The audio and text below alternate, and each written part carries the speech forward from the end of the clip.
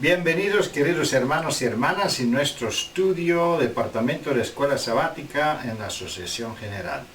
Con ayuda de Dios queremos estudiar nuestra nueva lección, Coronas y Felicidad para el Pueblo de Dios. Estamos estudiando varias lecciones relacionadas con los eventos de los últimos días y ahora venimos a el tema más glorioso de la salvación. Antes de empezar el estudio de nuestra lección, nos gustaría hacer una oración en silencio.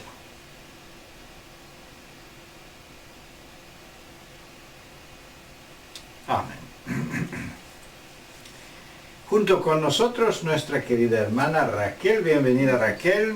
Estamos deseando muchas bendiciones a todos ellos que están siguiendo nuestras lecciones y que Dios le bendiga para disfrutar esos estudios. Como siempre vamos a ver la estructura de nuestra lección primero. La introducción de nuestra lección está aquí con la primera pregunta. Los salvos reciben la corona. Cuando enseñamos nuestra lección, debemos entender que prácticamente las coronas no son las únicas cosas que reciben los salvos.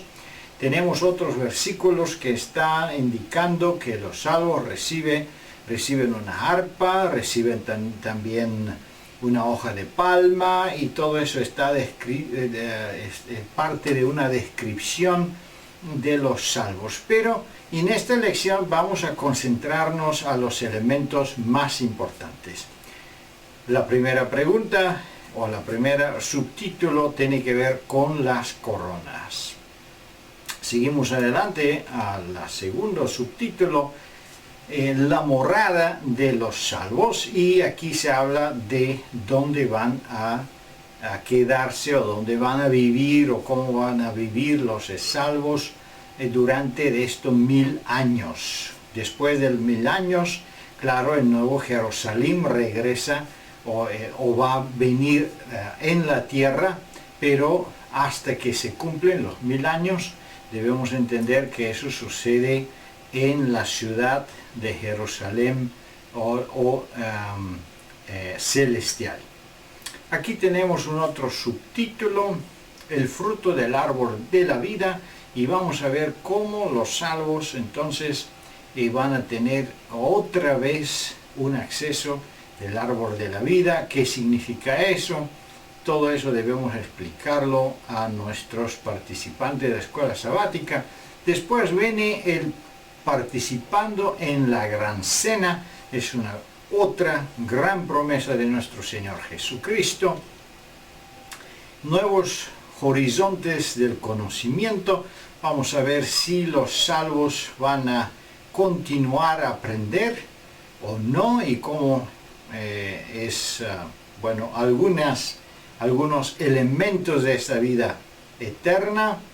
Y después tenemos el séptima pregunta bajo el subtítulo algo inimaginable nos espera. Es importantísimo entender que estos temas son relacionados con la vida eterna, con la vida en el cielo, en el templo celestial, en Jerusalén celestial o el Jerusalén nuevo, como también se expresa la Biblia, y todo está relacionado con una traducción a nuestro entendimiento humano.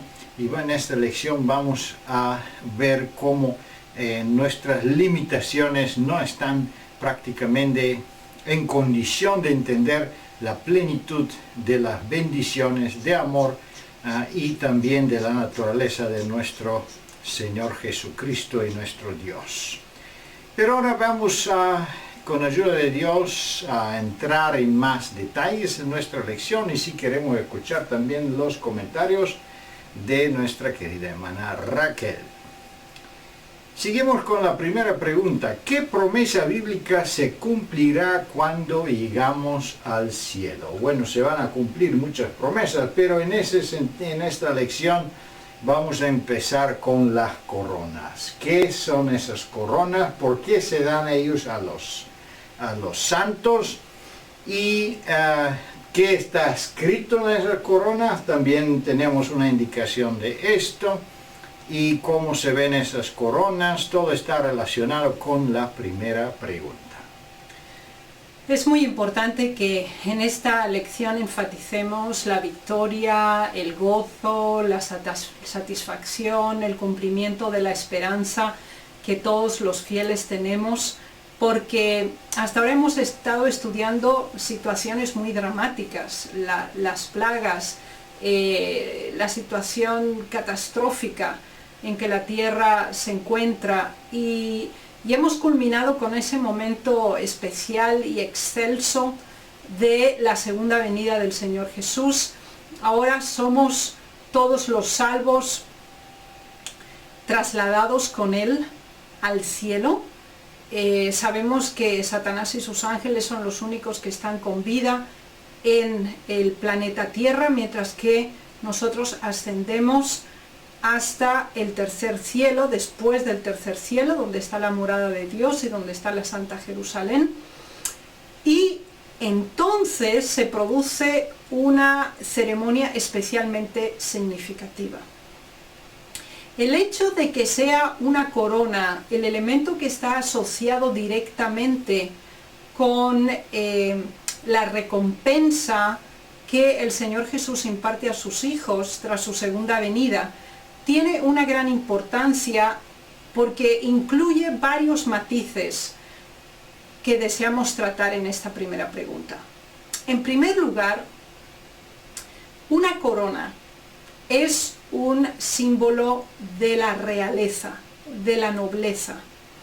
En el momento en que se coloca una corona en las sienes de un individuo, se produce una coronación, es decir, es elevado a un nivel superior de existencia, y en este caso específico de la asociación directa de la familia de Dios, porque se nos dice: y cuando apareciere el príncipe, vosotros recibiréis la corona incorruptible. Así que un primer elemento significativo de la corona es la inserción en la realeza celestial por la entrega de esta corona y de la colocación en las sienes de cada salvo. Tiene a su vez también otro segundo elemento muy significativo. Es un símbolo de la victoria, del éxito, de haber llegado con bien. Y esto también lo enfatiza Apocalipsis 3:11, porque se dice: retén lo que tienes para que ningún otro tome tu corona. Así que la corona también es un símbolo de la victoria, de haber alcanzado la meta, el objetivo. Entonces tiene una asociación directa con la nobleza, con la realeza, y también como el fin último de haber alcanzado el objetivo y la meta prevista. Así que es muy importante considerar que aunque ahora nosotros por fe sentimos nuestra vinculación con el cielo, y nuestras oraciones se introducen declarando: Padre nuestro que estás en los cielos, y concluimos nuestra oración solicitando todo en el nombre de Jesús, esta afiliación espiritual será confirmada literalmente, nuestra asociación con la divinidad, como el acto por medio del cual se produzca la coronación de los hijos de Dios. Pero al mismo tiempo tiene el segundo nivel de comprensión relacionado con la victoria sobre el mal a través de aquel que nos corona, que es el propio Señor Jesús.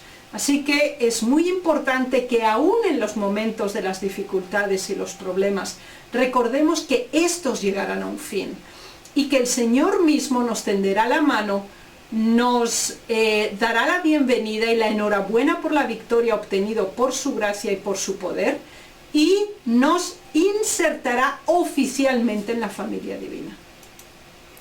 Muy interesante, muchas gracias.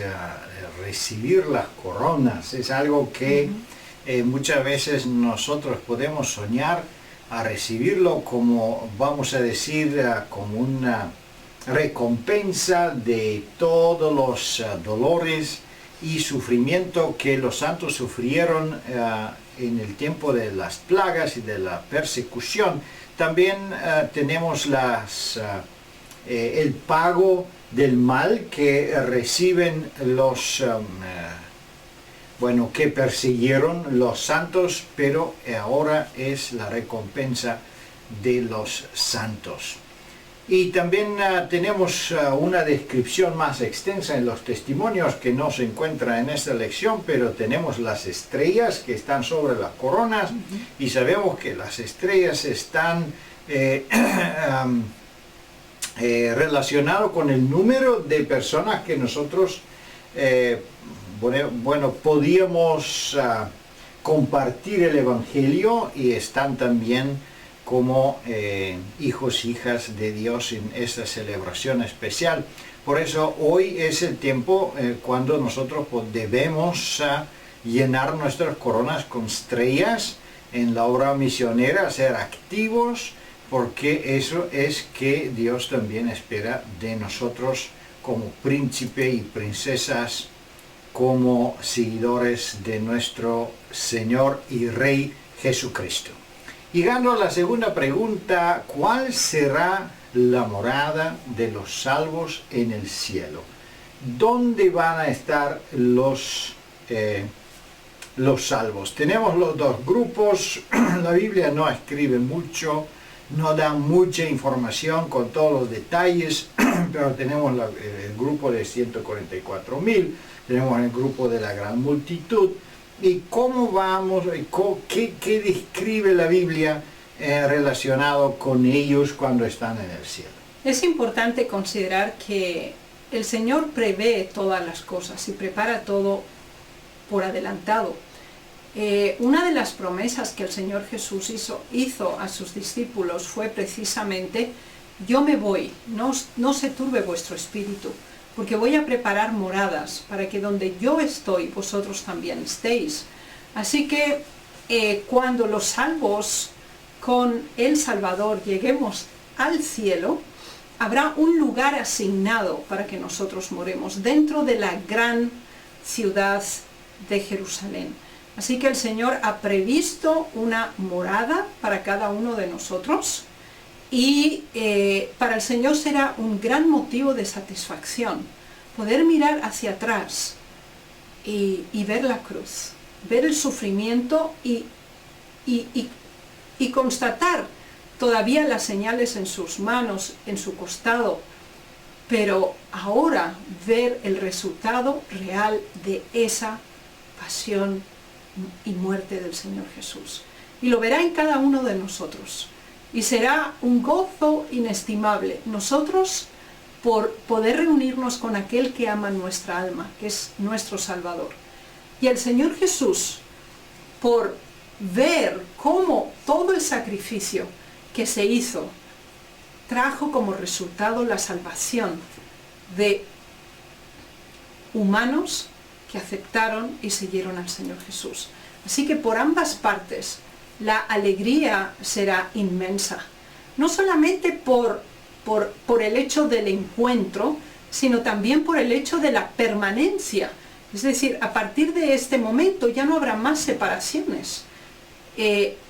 Podremos estar con el Señor Jesús, podremos compartir nuestra vida con los ángeles, y ese será un nivel de existencia que en este momento y en las circunstancias que nos ha tocado vivir es prácticamente imposible de imaginar con cada uno de sus detalles. Pero el Señor tiene un lugar en el cual nosotros vamos a morar, estaremos con Él y tendremos la dicha de pasar la eternidad juntamente con el resto de los salvos.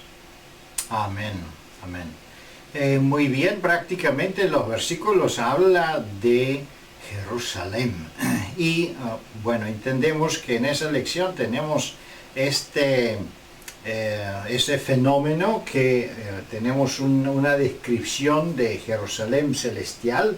Es la ciudad de oro, que lamentablemente no tenemos toda la descripción en esa lección porque no vamos a tener el tiempo.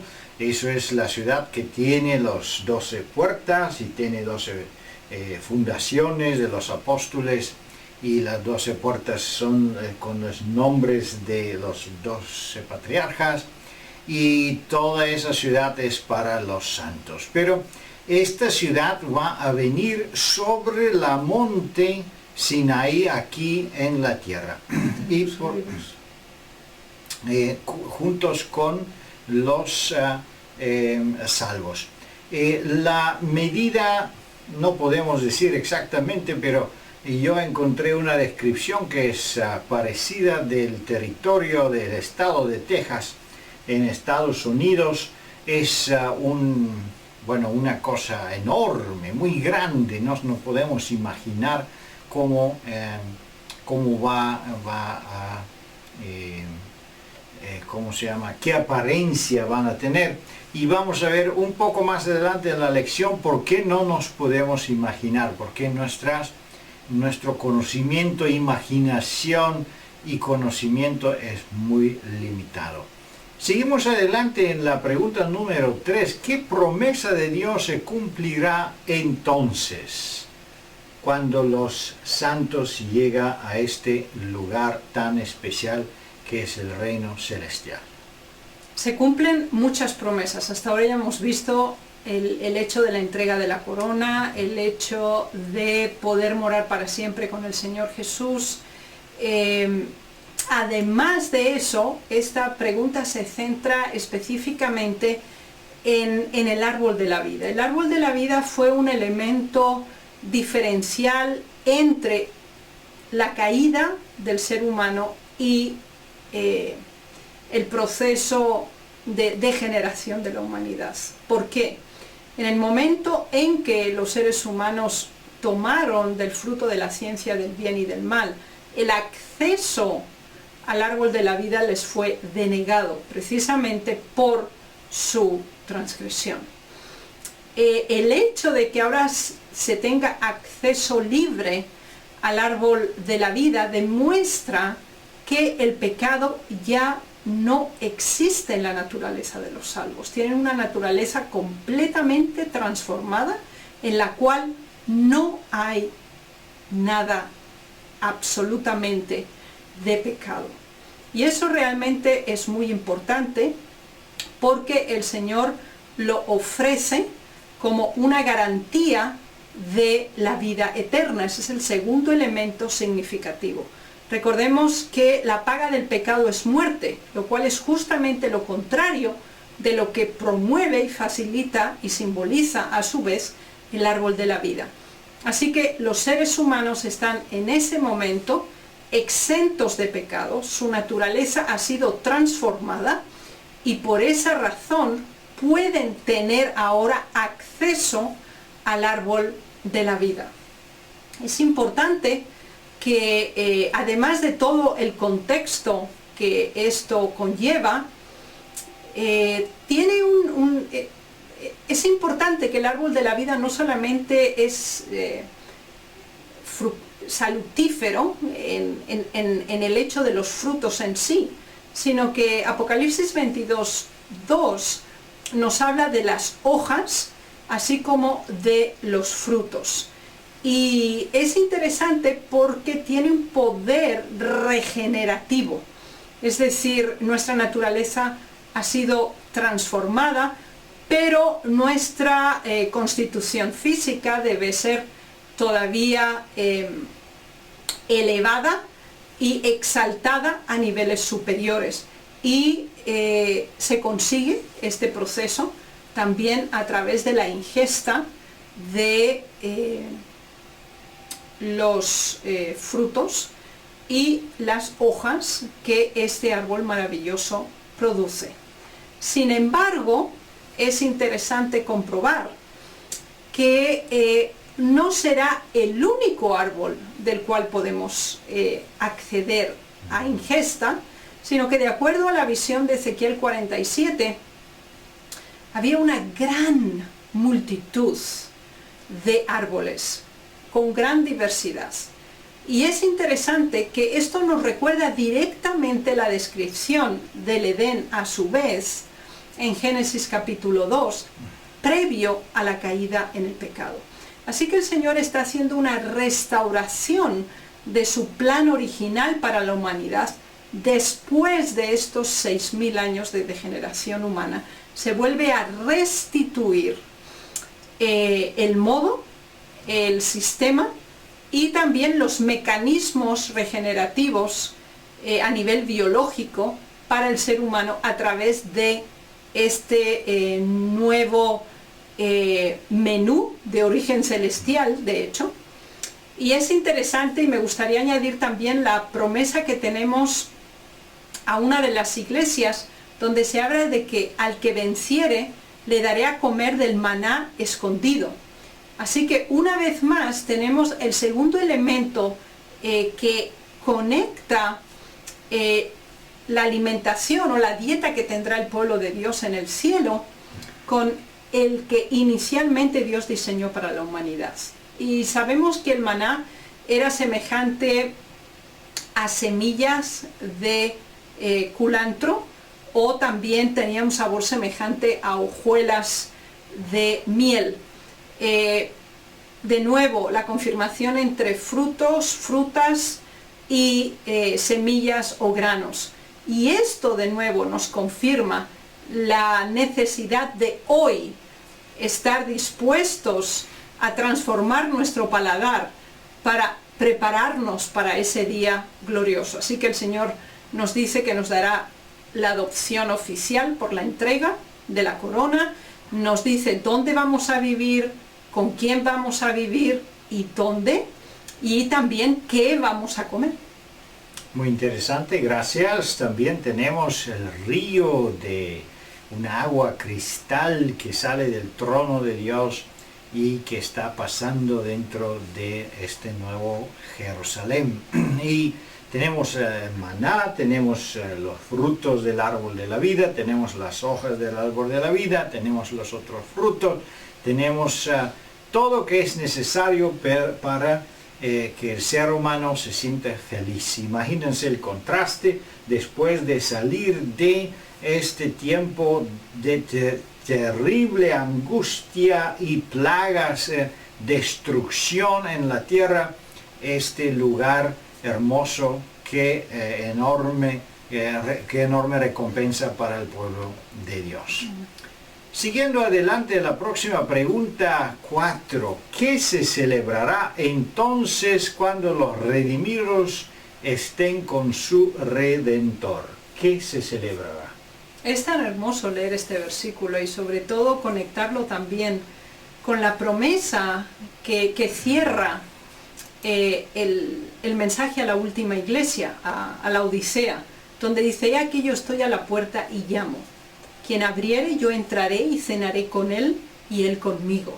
Así que esa invitación estaba abierta para todos aquellos que abrieran su corazón. Así que espiritualmente nosotros ya hemos tenido esa entrega, esa intimidad, ese encuentro, esa experiencia única e intransferible con el Señor Jesús en esta tierra. Pero ahora entonces, Él nos convida a una cena. Al momento en que se cierra el capítulo de la historia del pecado en este planeta, estamos en el cielo, y para inaugurar el lugar donde estamos, la presencia ante quien estamos, el Señor nos invita a la cena del Cordero, donde se producen las bodas del Cordero, donde para siempre el Salvador estará con los salvos, donde tú y yo para siempre podremos estar con nuestro Salvador. Y Él nos anuncia que será una reunión espectacular. Será una imagen del poder de la salvación, de la regeneración de la raza humana, producida por el amor y por el bien que el Señor ha hecho en nuestras vidas. Será una prueba de cómo el bien triunfó sobre el mal. Y allí estarán todos los fieles, reunidos y ocurrirá algo especialmente significativo, donde el Señor Jesús se gozará en servirnos en esa cena. Él está intercediendo por nosotros. Él obra en nuestro favor en el santuario. El Espíritu Santo gime por nosotros, por nuestra salvación. Y después de todo ese esfuerzo en nuestro favor, el Señor Jesús se siente tan gozoso de estar con sus hijos. Y será un gozo totalmente recíproco por nuestra parte también. Será un momento de excelso gozo, en el cual, no por fe, sino por la realidad, podremos estar al lado de nuestro Salvador. Y Él se gozará de estar a nuestro lado y de invitarnos a su hogar, al lugar que Él ha preparado para nosotros, para que compartamos tiempo, espacio y alimentos con Él. Muchas gracias, muy interesante. Este símbolo es enorme, es muy hermoso, es el símbolo de la boda, del Cordero también, y bueno, tenemos la parábola también en el Nuevo Testamento, pero también en sí mismo el símbolo de la cena es muy hermoso, porque aquí en la tierra comemos su cuerpo y su sangre, como es la Santa Cena, que significa tener un símbolo enorme, significa que debemos vivir la vida que Él vive y también participar en el sacrificio que Él ofreció. Pero ahí en el cielo prácticamente vamos a continuar a participar, pero ahora no más tanto en el sacrificio, no más tanto en esta lucha contra la tentación, pero ahí vamos a participar en la gloria, en el gozo de su majestad. Y eso es enorme, esos símbolos son llenos de enseñanzas y bueno, es increíble, es sin fin para terminar todos los detalles relacionados con este mensaje tan glorioso. Pero siguiendo adelante prácticamente en la pregunta número 5, en este mundo podemos comprender cabalmente el gran amor de Dios y el plan de salvación. Relacionado con la pregunta antes de la cena, muchas veces los niños preguntan, ¿y cómo podemos sentar a una mesa tanta gente? Imagínense que tantos salvos, miles de personas. Podemos comprendernos nosotros cómo va a ser esto y cómo puede ser que hay árboles y flores que no se mueren, porque aquí en la tierra todo se muere, y si no se muere no crecen los nuevos. Entonces parece que hay una lógica totalmente diferente de esta en la tierra, y cómo vamos a comprender entonces el plan de salvación. También los versículos tienen que ver con las profecías y varios otros asuntos. Bueno, nuestra capacidad de comprensión en este momento es muy limitada. Y es muy limitada porque nosotros solamente tenemos la referencia de lo que conocemos. Y tenemos además la limitación específica del espacio, el tiempo y la materia. Y esto no es superable por nosotros, es decir, estos son limitaciones estrictas que no nos permiten ninguna variación al respecto. Así que, humanamente hablando, desde la perspectiva presente, no podemos imaginarnos. Podemos, como declara el apóstol Pablo en 1 Corintios capítulo 13, podemos conocer en parte, y aún eso que conocemos es muy lejano de la realidad, es muy imperfecto, pero las Sagradas Escrituras, a través de los profetas, el Señor intenta que tengamos un pequeño destello, vislumbre de la majestuosidad, la excelencia de la cual vamos a ser participantes. Así que desde el punto de vista humano no es posible para nosotros a cabalidad comprender. Dentro de nuestras limitaciones sí podemos hacernos una idea, pero somos, como insisto, finitos. Y las dimensiones en las cuales viviremos, las cosas que veremos, oiremos y experimentaremos, cubrirán esa tridimensionalidad en la cual estamos en este momento enmarcados.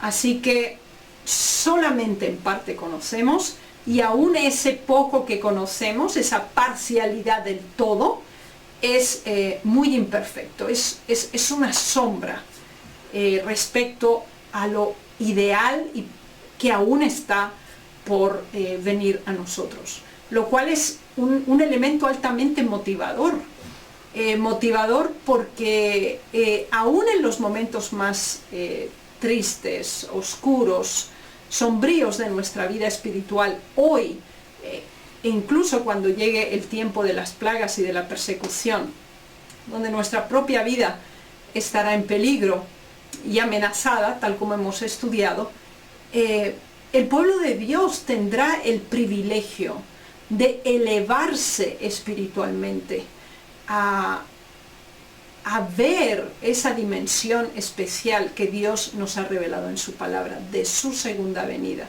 de ser trasladados, de morar en un lugar que ojo no vio, ni oído oyó, ni en mente humana ha llegado. Así que es un elemento vigorizante de la naturaleza espiritual cuando los avatares, las dificultades y las tribulaciones de nuestra vida nos acechan para aferrarnos a lo terrestre. El Señor desea que hoy vivamos como estuviéramos en el cielo, en esa atmósfera. Esa atmósfera podemos tenerla, y la podemos tener porque ya cenamos con el Señor, ya mantenemos una intimidad con Él. Pero entonces no lo haremos espiritualmente, lo haremos de hecho. Muchas gracias, muy interesante. También debemos recordarnos que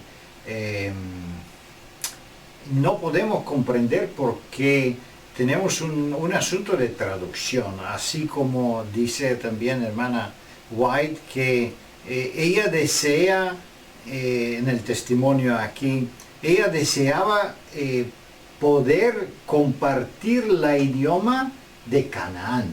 Entonces podía ella explicar con palabras celestiales cómo están las cosas, pero nosotros no entendemos, no comprendemos todavía este idioma. Entonces tenemos un problema de traducción. Además, pedagógicamente nosotros aprendemos en forma de comparación, que significa que cuando un niño está creciendo y no entiende y no sabe, por ejemplo, qué es el color negro, entonces se muestra una cosa negra y se dice eso es negro. Entonces ya tenemos la comparación directa a un objeto y una palabra, un entendimiento. Pero cuando tenemos un objeto celestial que no existe en la tierra, entonces tenemos un problema de cómo explicar qué es esto. La única forma es buscar un objeto similar, un objeto que se parece en la mejor forma o es más cerca de la forma celestial, pero de acuerdo de los versículos que tenemos aquí no podemos llegar ni en la mitad de la comprensión de las cosas de Dios. También entendemos que eso está relacionado con las profecías. Poco conozco, poco profetizamos. Entonces significa que las profecías tampoco nos da una descripción completa y absoluta de los eventos que van a suceder. Solo, mencionas una parte de las cosas, pero cuando viene el cumplimiento es cuando vamos a ver exactamente cómo se desarrolla el cumplimiento de las profecías. Siguiendo adelante con la lección, vamos a llegar al punto número 6, en la patria de los redimidos. ¿Quién se encargará de seguir educándonos? Si nosotros no entendemos ahora, tenemos esa limitación de entender. También no se menciona aquí, pero por ejemplo la conversación que tenía Jesús con Natanael y dijo que yo te explico ahora cosas terrenales y tú no entiendes, y cómo vas a entender las cosas celestiales. Entonces vamos a entender no solo las cosas terrenales que ahora nosotros no entendemos, pero vamos a aprender, o debemos aprender, entonces las cosas del cielo. ¿Y quién nos va a enseñar y qué va a ser el tema principal de enseñanza y de aprendizaje ahí en esta vida celestial? Bueno, el cielo es una continuación de la educación que ya empezó en la tierra. O sea, no empezamos a aprender cuando llegamos al cielo. Y eso es importante que la pregunta lo subraya enfáticamente al decir, ¿quién se encargará de seguir educándonos? Y eso es realmente importante, es decir, para ir al cielo, nosotros, para poder gozar de todo esto, nosotros debemos tener una actitud, una comprensión y unos valores y pautas de conducta ya practicables, adoptados e inherentes prácticamente a nuestro ser en esta tierra. De tal manera que cuando tengamos un lugar para morar, cuando se nos entreguen las túnicas, cuando se nos entreguen las coronas, cuando seamos participantes de la cena, cuando estemos ante esa gran mesa con frutas y el maná, estemos preparados, estemos listos. Pero eso no es todo. Significa que nosotros seguiremos en un proceso de crecimiento y de desarrollo a un nivel superior. Ya no estaremos en esta condición mortal en la cual actualmente nos encontramos. Estaremos desalojados del pecado en nuestra naturaleza. Y eso hace que nuestro ser, nuestra naturaleza, se encuentre en una dimensión superior de existencia. Y eso requiere y conlleva nuestro desarrollo mental y físico también. Y para ello debemos llegar a áreas de la ciencia, a áreas de conocimiento que ahora para nosotros son impensables, porque ni siquiera podemos percibirlas, ni siquiera podemos imaginarnos que son existentes, porque nuestra dimensión de existencia es más baja que la de los ángeles, de acuerdo a los salmos. Nuestra naturaleza es inferior en este momento, e incluso después de la caída tuvo un nivel de declive todavía más intenso. Así que esa necesidad de elevar la naturaleza humana ya sin pecado a un desarrollo, a un enriquecimiento superior, es uno de los propósitos de nuestra estadía y de nuestra permanencia en el cielo durante un periodo específico de tiempo. Y el Señor Jesús, Él se complace en poder enseñarnos.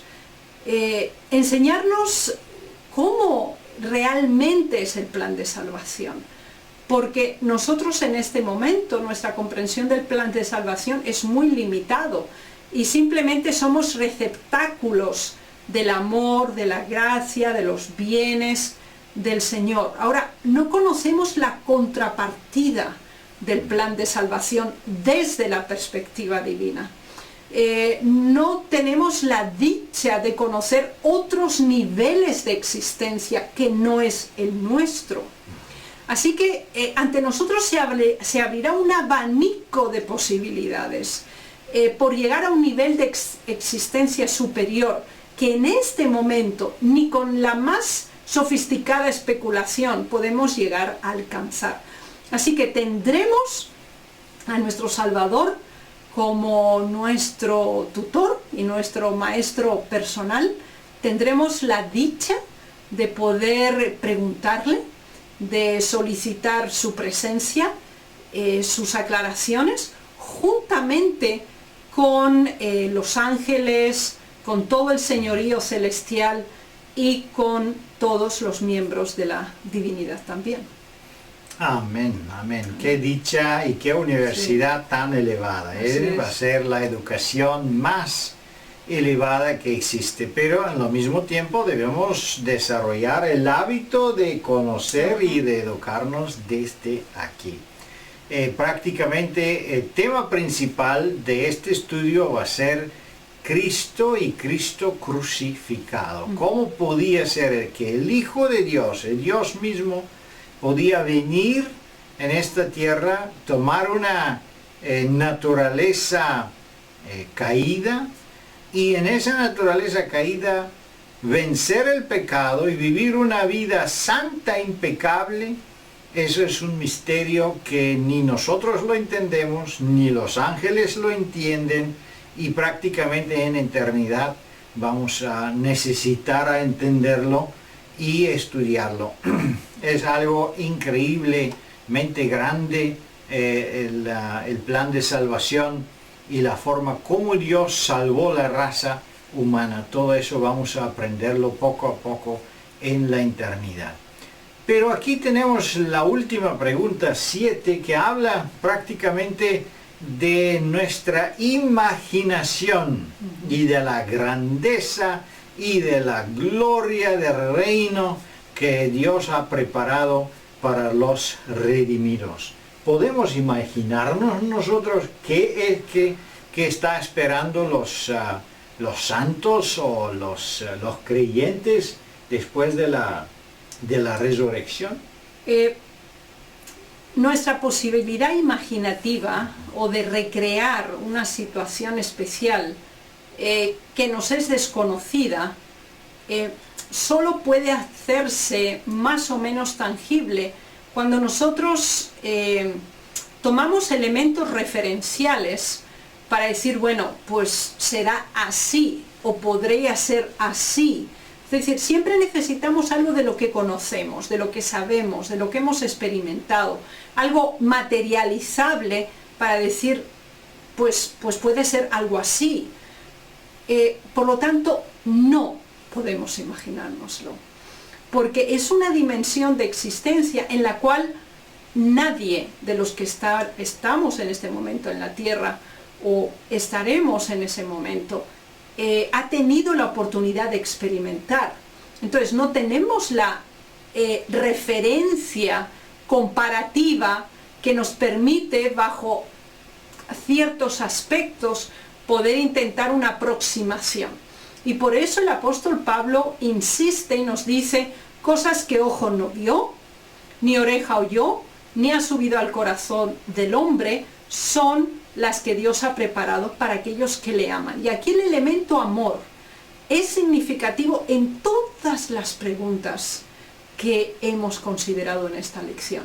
El amor a Dios que hoy tenemos que tener en nuestra vida, el principio de elegir el bien, de aceptarlo como nuestro Salvador, es un vínculo de pertenencia y de dependencia y de transformación tan importante en nuestras vidas hoy, que nos facilitará estar un día allí, donde el Señor Jesús, de nuevo, como prueba de su amor, nos concederá este privilegio. Así que esa comunicación afectiva como principio y básica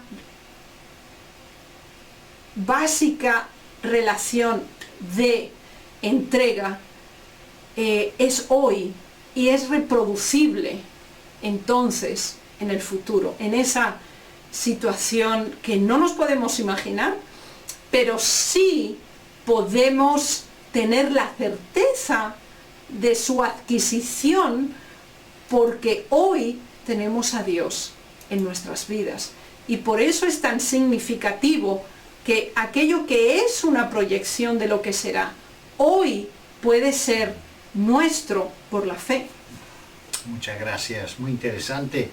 No nos podemos imaginar. Imagínense que la grandeza, la gloria, el reino es imposible a imaginarnos, porque la gloria de un rey en esta tierra a veces es hasta lamentable, porque tiene todas sus limitaciones, tiene sus tentaciones, tiene sus dolores, enfermedades y todo que tiene cualquier otra persona, y quizá más todavía por las responsabilidades que tiene. Por eso un rey en la tierra no es nada tan glorioso, no es nada tan grande, con excepción de que la media lo presenta de esa forma. Pero en el cielo va a ser una cosa que uno no se lo puede imaginar. Por eso es también importante, y debemos entenderlo, que las especulaciones relacionadas con las profecías, con esas descripciones celestiales, con todo que sucede después de fin del tiempo de la gracia, después de la segunda venida de Cristo, todo está escrito en una forma de parábolas, una forma simbólica y una forma de imágenes parecidos a eso que es, pero no es exactamente como es. Pero en lo mismo tiempo es una traducción fidedigna. Como tú dijiste, nosotros en nuestra limitación de palabras y de entendimiento, de toda manera podemos entender la grandeza de eso que está esperando el hombre. Aquí en el principio del testimonio dice claramente: las palabras son demasiado pobres para intentar una descripción del cielo. Queridos hermanos y hermanas, tenemos gloriosas promesas. Que Dios le bendiga y le guarde. Disfruta esta lección de escuela sabática, y con la ayuda de Dios nos veremos para la próxima semana. Seguimos nuestros estudios, preparémonos para la vida eterna y para esos gloriosos regalos y promesas que Dios nos está preparando para cada uno de nosotros. Amén.